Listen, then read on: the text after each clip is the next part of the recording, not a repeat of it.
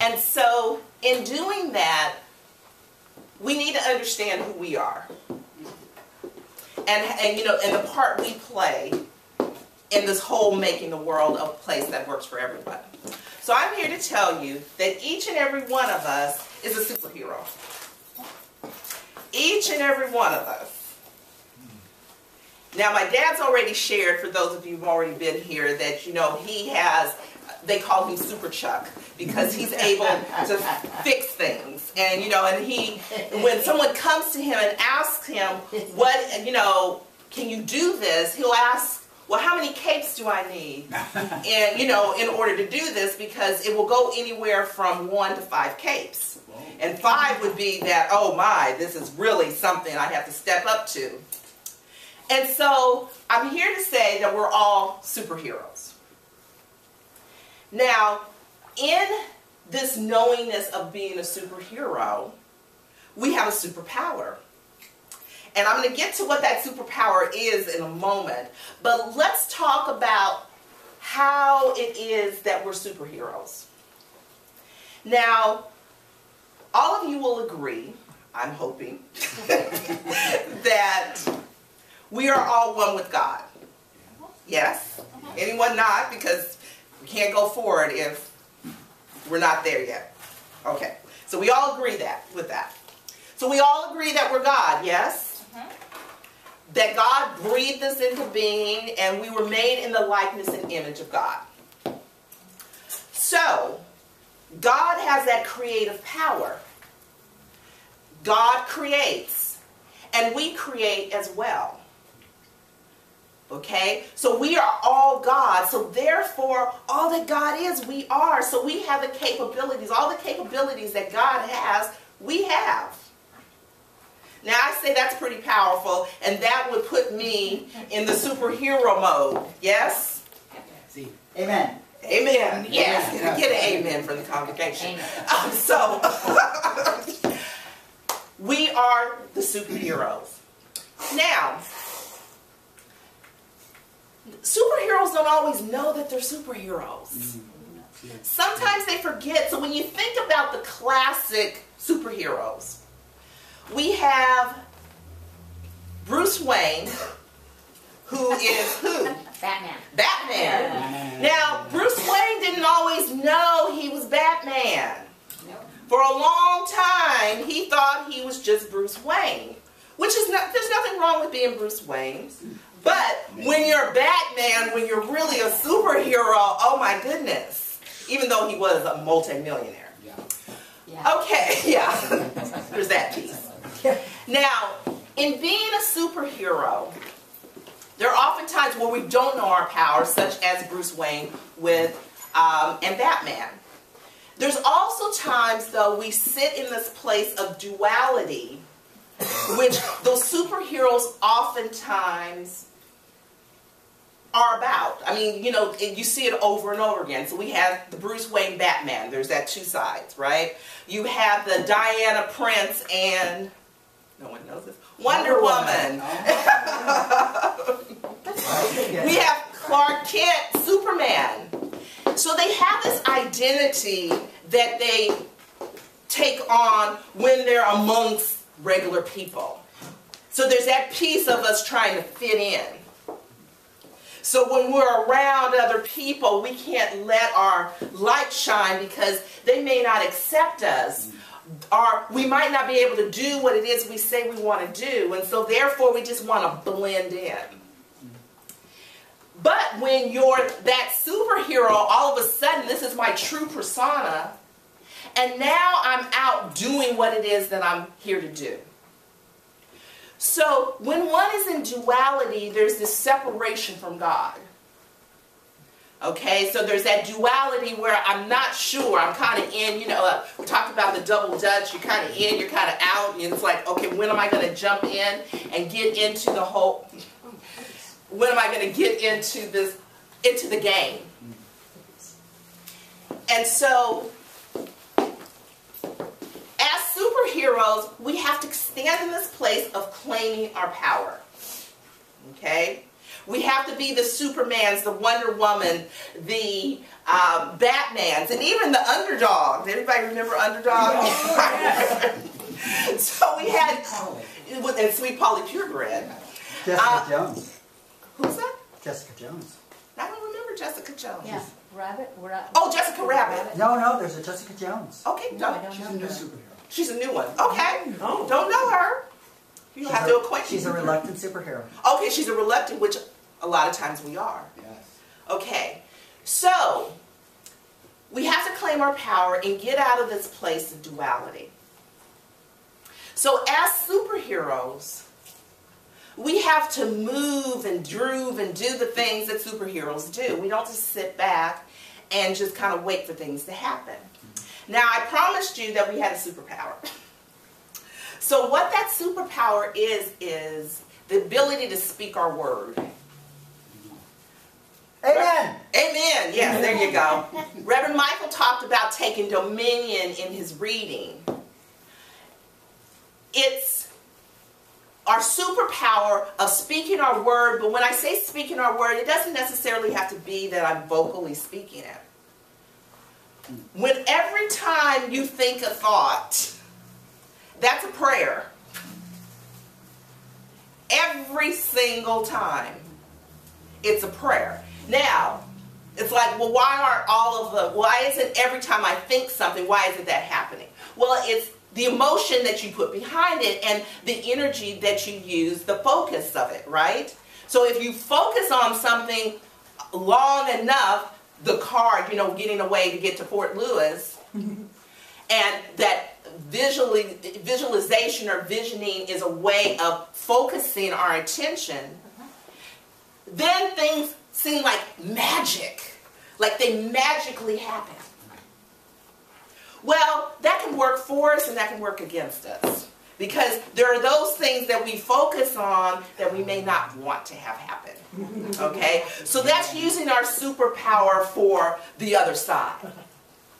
Now, so we have the word as our power, but as any true superhero, we have to have a nemesis. All the superheroes have them. So why would we be any different?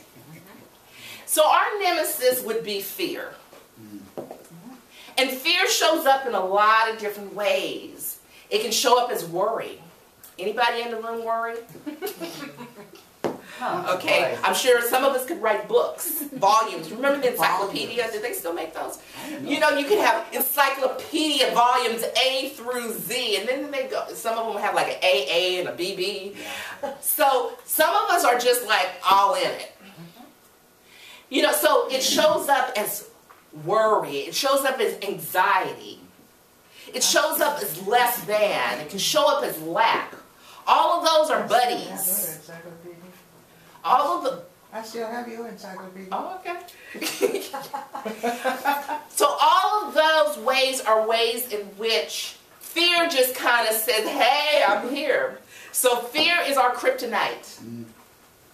Because as powerful as Superman was, when he was around some kryptonite, it was like, oh, I don't know.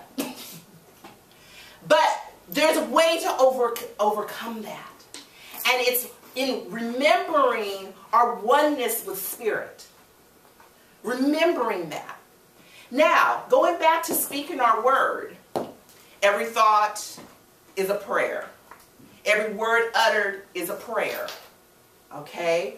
And so, what are we going to do with that? Now, in our philosophy, we have 5-step prayer. Very effective. It's a scientific prayer. It's a way in which we can just be in that place and just know that it's already done. But it doesn't have to be the 5 steps. If you're in a situation where something's happening right now, you don't have time to rattle off 5 steps. Well, I don't think so. The car's rolling down the street, and and your baby's in the car, and you're just like, well, let me see. What are my 5 steps? What do I need to do?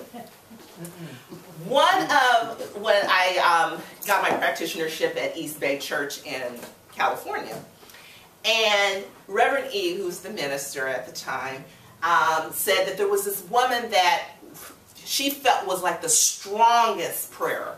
I mean, this woman could, you know, do a treatment, and her treatment consisted of 2 words, and it was taint so. And so, taint so. Oh. T apostrophe A-I-N-T. Oh. So, S-O. Taint so. Which is a negation, but it was like, okay, so anything you're, you know, oh, I'm sick. Taint so. Okay, so. Oh, you know, I don't have any money. Taint so. And so it doesn't make a difference what it is you're saying. You can see that it does, but it's the power behind it. Because this woman was standing in her power, her superhero power, of knowing that when she spoke the word, it was done. Okay? So with this power of the word, there's 3 C's that I'm going to say that need to come behind it. And I know you're going to think that courage is one of them, but courage is behind these words, okay? So we're getting our superhero tool belt, because Wonder Woman has this great belt, right? Yeah. And so, you know, I'm into fashion, and so yes, you would want to have a great belt. And so we put on whatever it is we need to clothe ourselves with. With my dad, it's his capes. And for all of us, it can be whatever. And we go out into the world as our true self. So the 3 C's. The first one is clarity. Okay. There needs to be clarity. Now, when you look at the superheroes, the one that you know about, and maybe even you're not into superheroes, but you know about a superhero at least. They are clear about their mission. There is not this, oh, well, you know, I think I should save the city today. I wonder. It's standing in that clarity, so not being wishy-washy. Now, clarity allows you a space of freedom.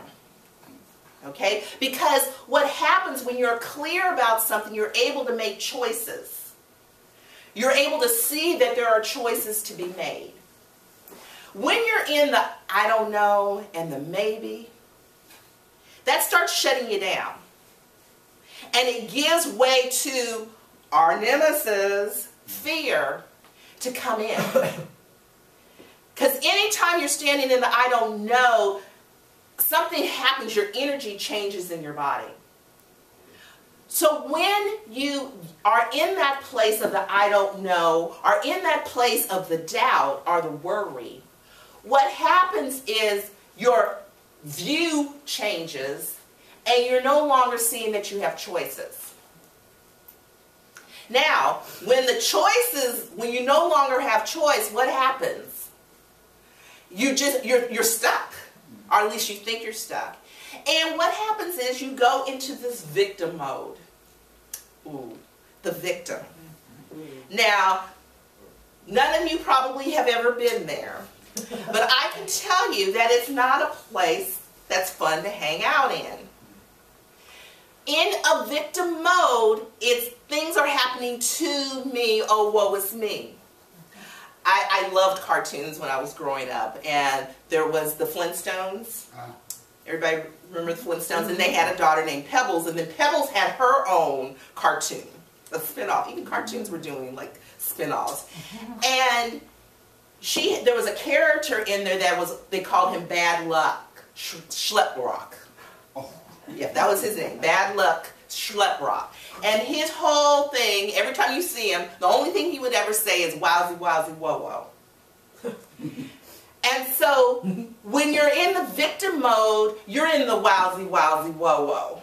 You know, things are just happening to me and I have no power. I have no control over it. It's just happening to me. Don't you feel sorry for me? Can't you fix it? And so as a superhero, do you think you're going to get a lot done in the victim mode? No. And so there's that clarity piece that we have to have. Clear about what it is that we're here to do. What it is that we want to do. What it is that we want to see. So we need to be clear. The next C is confidence. So we need to have confidence. So as a superhero, they're all, yes, I can do this, except for maybe the reluctant one. What's Jessica Jones. Jessica Jones. So, but most of them are yes. You know, I am whoever, and I'm able to do this. And I'm going to be successful. And so that's confidence. There was this Harvard psychologist that did a study on what makes people happy. And he came up with that there were two things that make people happy. One is knowing what it is that you need to do. That's the clarity piece. And then making steps to making it happen. So in doing that, that's where the confidence comes, because when one is confident, one moves forward in what they have to do to make whatever it is that they want to see happen. So a superhero, as you think about, you know, there've been all these Batman movies, there've been the Superman movies, that these people will like, okay, well, you know, maybe I have to go around this way and do it, and maybe I need to go around this way and do it. But they do it. When I think about Thomas Edison in creating the light bulb, I don't know if all of you know this, but he tried over and over again to create this light bulb, and was like 1,000 times to make this light bulb. And someone asked him, well, how did you feel about failing 1,000 times? And he says, oh, no, I just found that there are just 1,000 steps to making a light bulb. So when you think about it, how many of us have a goal, something that we want to see happen in our lives, and we apparently failed one time or 2 times, and it's like, oh, it's not going to happen. Oh, wowsy, wowsy, whoa, whoa, it's just not going to happen. I'll give some of you 5 times. Maybe even 10. But 1,000 times, can you imagine? How many of us would have stopped along the way? And perhaps somebody else would have created the light bulb, but we'd be sitting here in the dark. So there's that confidence behind what it is that you want to do. It's that take action. When we talk about treatment, we say treat and move your feet. We don't say treat and sit still. It's treat and move your feet. And so what happens is you go with that power of knowing that this is going to happen. It may not happen today. It may not happen tomorrow, but it's happening. When I think about my fob for my car, because I bought my car used, and it never, I couldn't unlock my doors. And so, but I said, you know, one day I'm going to push this and it's going to work. And so, you know, I come out to my car and I push it and the doors wouldn't unlock, and I did this day after day after day after day. And it probably was 9 months into me having my car that one day I clicked it and I heard boop boop. And I'm like, did I do something? What's going on? And I looked and my car was unlocked. And I locked it again. I pushed the button. I'm like, okay, did this really happen? And sure enough, the door locked. And then I unlocked it and I'm like, okay. The power of your speaking your word. And I was clear. I want this to work. I don't want to shell out $300, $350 more for another fob so I can unlock my door. Confidence that yes, it's going to happen. And I'm going to keep on keeping on. And that's what we have to do as superheroes. Okay? The third C is conviction. Now, conviction is the strong belief in something.